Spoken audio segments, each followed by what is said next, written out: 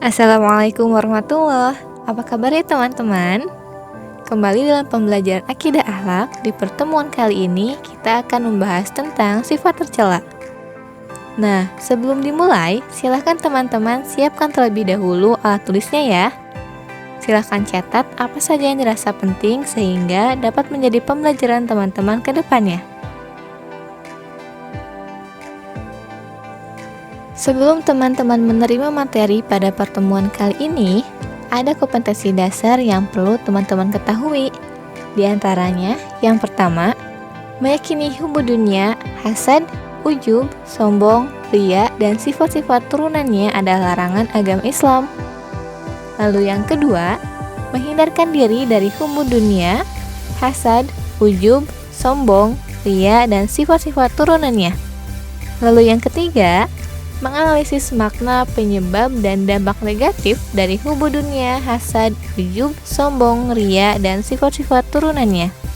Dan yang keempat, menyajikan hasil analisis makna, penyebab, dan dampak negatif dari hubbu dunia, hasad, ujub, sombong, riya, dan sifat-sifat turunannya. Pertanyaan pertama yang mendasar yang harus kita ketahui yaitu, mengapa mempelajari dan memahami sifat tercela itu penting? Nah, Allah menciptakan manusia dengan sebaik-baiknya penciptaan, juga lengkap dengan tugasnya selama di bumi, yakni beribadah kepada Allah. Bagi manusia yang mampu menjalankan tugasnya dengan baik, maka ia dikatakan lebih mulia dibandingkan malaikat.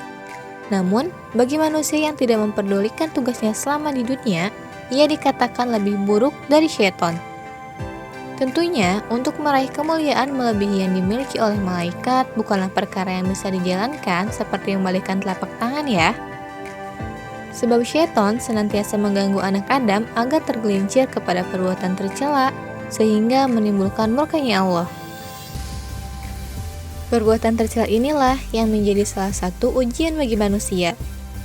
Di antara perbuatan tercela ialah ada yang nampak secara kasat mata, juga tidak nampak. Yang nampak secara kasat mata mungkin kita mampu menghindarinya, seperti mencuri, membuli teman, dan lainnya. Namun, perbuatan tercela yang tidak kasat mata atau yang tersembunyi dalam hati dan pikiran kita, itulah yang menjadi celah bagi syaitan untuk membuat kita tergelincir dari kebenaran. Misalnya saja, kita mungkin sering melihat para pejabat yang sudah melakukan sumpah di atas Al-Quran, namun malah melanggar janjinya dengan melakukan korupsi. Atau, yang sering terjadi di sosial media, adanya upaya saling menjatuhkan individu dengan bersikap merasa benar sendiri. Misalnya, kita jumpai orang yang mengucapkan, lebih baik nakal tapi jujur daripada baik tapi munafik. Atau jangan-jangan kita sendiri yang melakukannya. Seperti jika kita melihat teman yang upload tentang kebaikan, kegiatan kajian, atau hal kebaikan lainnya, lalu timbullah perasaan atau prasangka, so alim, so baik, riya, pengen dipuji orang, atau lain-lain.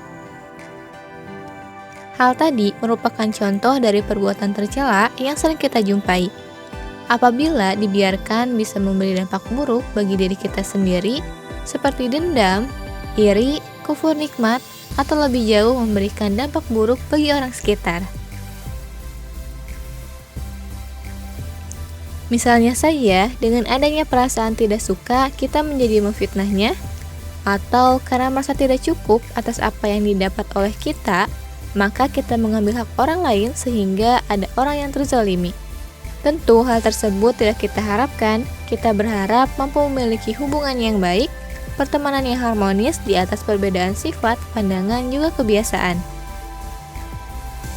Nah, hari ini kita akan mengetahui tentang makna, ciri-ciri, sebab, akibat, dan bagaimana sih cara menghindarkan diri dari perilaku tercela.